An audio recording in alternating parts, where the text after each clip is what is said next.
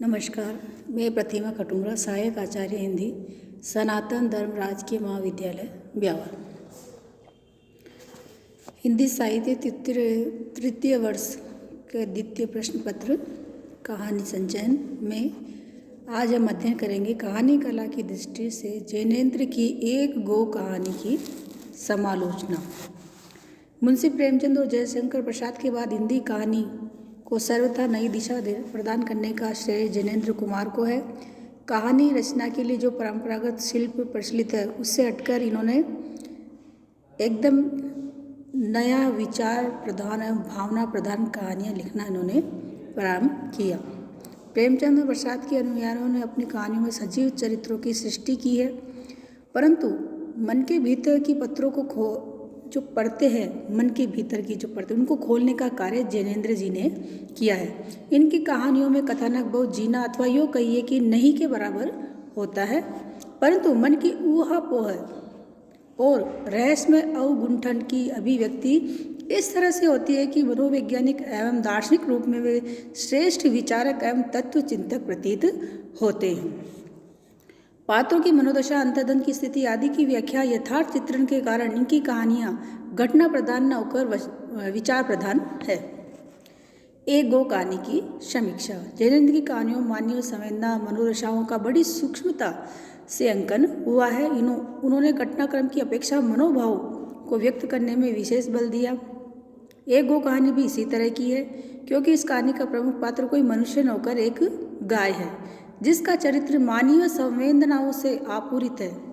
इस कहानी की तात्विक समीक्षा इस प्रकार से है। कथा वस्तु। एक गो कहानी में कथा वस्तु अपनाई गई है। उसमें हरियाणा के किसान और उसकी सुंदरिया गाय के प्रेम की कथा है।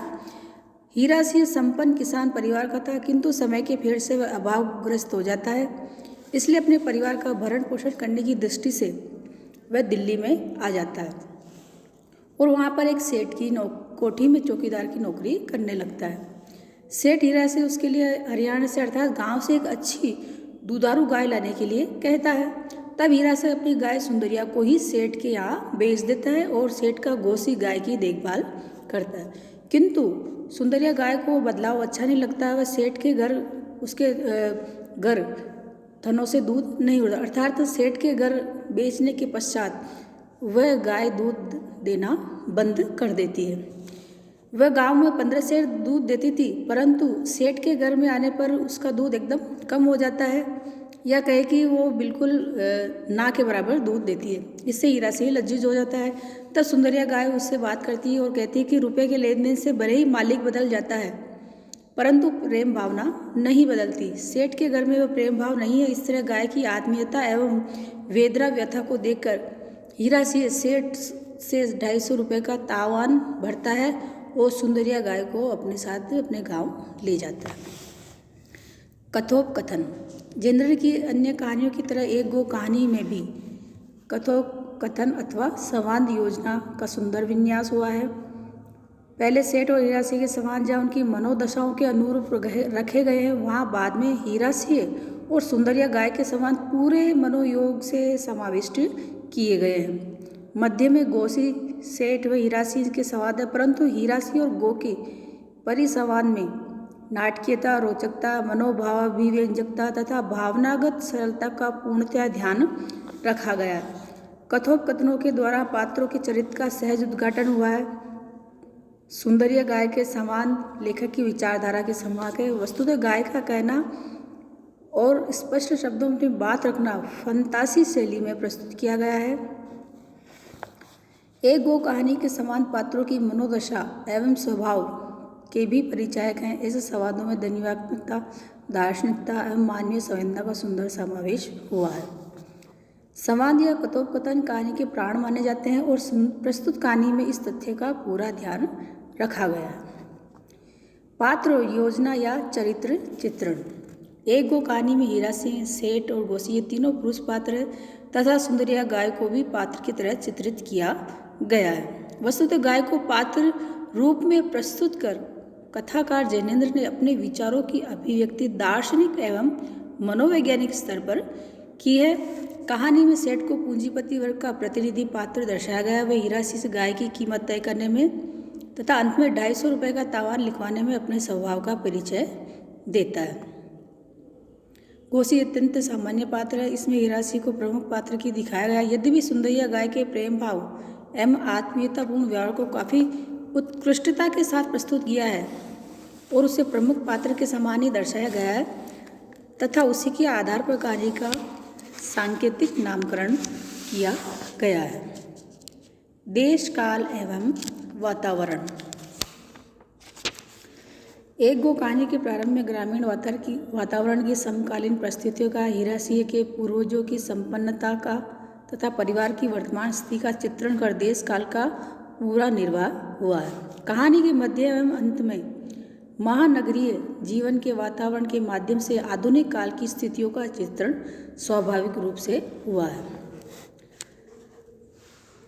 रात में गाय का हीरासी से संवाद तथा सवेरा होते ही सेठ के तावान बनने की घटना से भी वातावरण की सशक्त व्यंजना हुई है। इस तरह वातावरण के अंकन में जैनेन्द्र ने यथार्थता एवं स्वाभाविकता का पूरा ध्यान रखा है। इस कारण वातावरण सृजन में प्रस्तुत कहानी सफल रचना है। भाषा शैली। भाषात्मक संरचना में स्वाभाविकता और रचना शैली में व्यंजकता एक गो कहानी के दो उल्लेखनीय गुण हैं।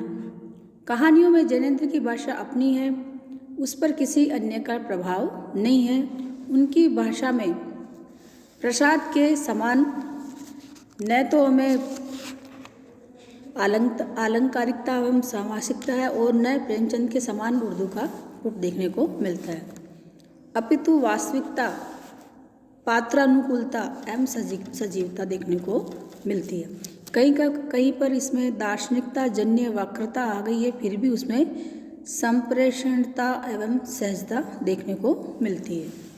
उद्देश्य। प्रस्तुत कहानी में मुख्य रूप से हीरा सिंह और उसकी सुंदरिया गाय का चित्रण किया गया है।